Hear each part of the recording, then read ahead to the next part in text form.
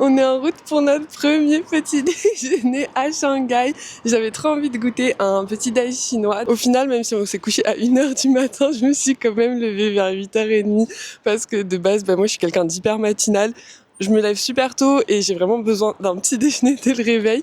Donc là, on y va. Mon copain, il s'est quand même levé le temps que je me prépare. En tout cas, il fait super beau, il fait super chaud. J'ai trop hâte pour aujourd'hui. Je vois même pas la caméra tellement il fait beau. D'ailleurs, j'en profite pour vous faire un petit outfit of the day. J'étais trop fière car pour le petit déj, j'ai réussi à commander moi-même en chinois. Et quand la serveuse, elle m'a demandé d'où je venais en chinois, j'ai su répondre que j'étais française. Donc voilà, très très fière.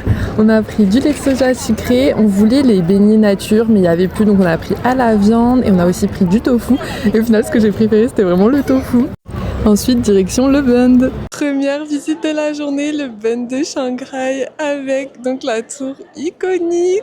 Trop sympa parce qu'en fait, Shanghai, il y a vraiment plusieurs niveaux entre les routes où il y a les voitures et là, on peut se balader et du coup, c'est hyper cool. Il n'y a pas du tout le bruit des voitures, on est grave tranquille. Là, il fait un super beau soleil, mais en même temps, c'est pas étouffant la température. C'est trop bien. Donc voilà, je vous emmènerai dans ce petit tour au fur et à mesure.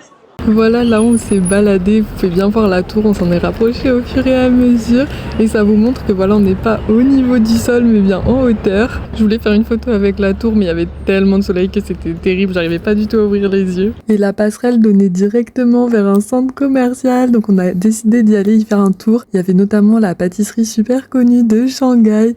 Malheureusement on n'avait pas faim mais c'était vraiment super stylé les pâtisseries. Et ensuite on est allé à W Management, je sais pas trop comment ça se dit, parce que c'est aussi une boutique dont j'avais beaucoup entendu parler à Shanghai. Il y avait plein de trucs trop mimi et j'ai fait un premier achat. Ensuite, on a pris un Didi pour aller au quartier de Tianzifang. Les Didi, c'est les Uber en Chine et vraiment c'est trop pratique, c'est super pas cher. Et Shanghai, c'est vraiment une ville immense, donc c'est vraiment pratique pour s'y déplacer.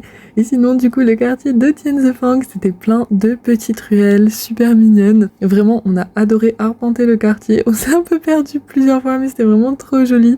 Après, c'était assez touristique, mais vu comment le lieu était mignon, ça se comprend. Suite du vlog dans une prochaine vidéo.